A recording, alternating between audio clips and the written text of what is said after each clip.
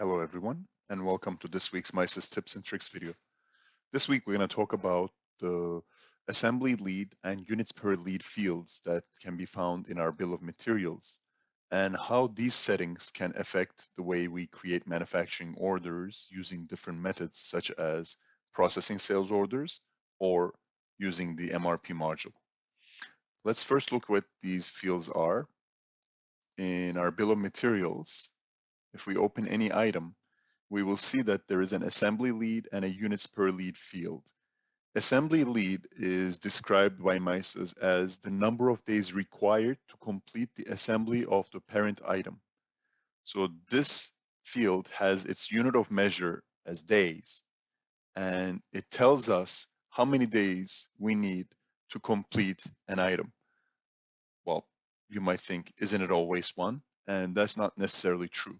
In some manufacturing environments, at the end of the first day, you might absolutely have nothing finished. That might be because something like the paint might still need to dry or the chemicals might need to cure.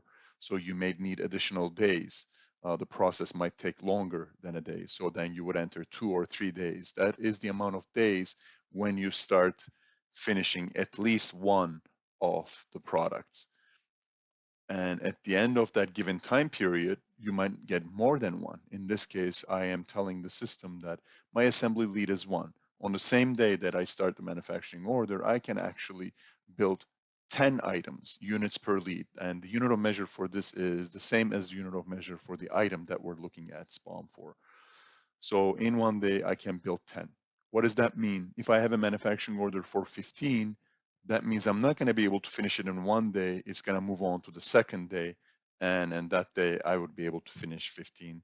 So my manufacturing order will take 2 days.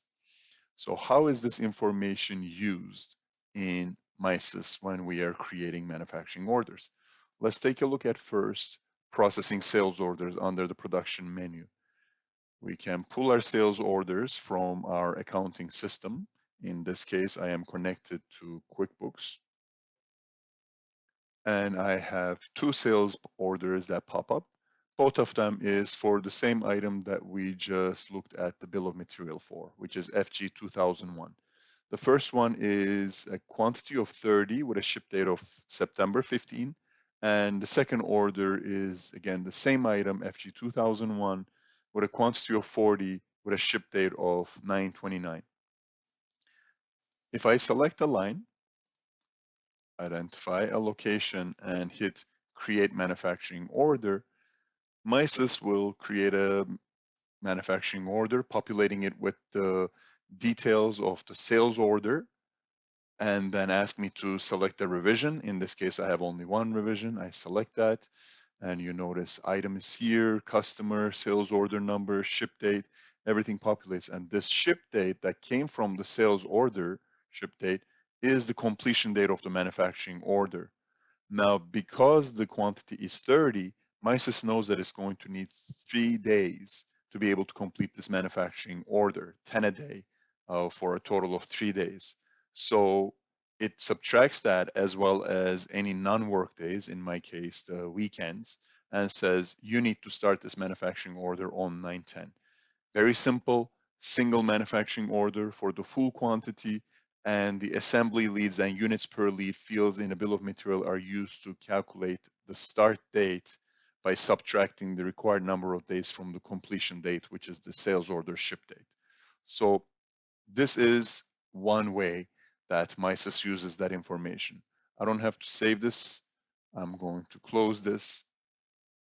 And let's go look at what the MRP does with the same information. We create a schedule. We can call it test, and I don't know, let's give it 2 months, doesn't really matter. Let's build shortage basis 0 so that we have a more clean set of data to look at. Select all items, our location, sales location is location 1, map it there, save it and initialize it. Once it's initialized, we see that the date initialized field gets populated with the today's date, and they're all grayed out, all my selections. Now I can go to options. All I'm interested is the final assembly. And here is my FG 2001 that I expected to have a shortage for. I can audit this. It tells me I have 0 available stock as my initial stock. And on 9/15, there is 30 that is due to a transfer to sales. If I scroll to the right, it'll show me sales order 24 for customer A and another 40 for 9/29 for sales order 25 for customer B. That is perfect. This is what I expected to see. Not much different than really what the process sales order brought for me. Now, when I select this line and resolve the shortage and select that same line and audit it, now instead of just 2 manufacturing orders, I see a whole bunch of lines here. Again, my first line is the initial stock of 0, but notice what it starts doing is that each day it starts building 10 pieces. So on 9/15, I need to ship 30 pieces. So it says 9/15, build 10, 9/14, build 10, 9/13, build 10. So instead of creating a single manufacturing order with a quantity of 30, it is suggesting that we create 3 separate manufacturing orders, each with the quantity that I can build in one day, which is my units per lead. This is different than how the process sales order function worked. And the same idea here, there are 4 days of build to add to the 40. I'm not really sure why it's first displaying transfer to sales order and then finish assembly for the same day. It would have been nicer if the shortage builds were grouped together and then the transfer sales order came. So it never dropped to negative, but it's the same day. So it's the same idea. Now I can hit create MRP. I don't need purchase orders and a production orders. Here we go, 9/13, 10 pieces, 9/14, 10 pieces, 9/15, 10 pieces. And on the same day, I'm gonna ship these 30. And then I need to ship 40 on the 29th. So I'm building 10 on that last day, just in time manufacturing. The day before 10, the day before 10, the day before 10. So if you hit build item, you can build all of it into a single manufacturing order. But if you wanted to build detail, then it doesn't really work. And if you say build all, it's going to create an individual manufacturing order for each of the detail lines.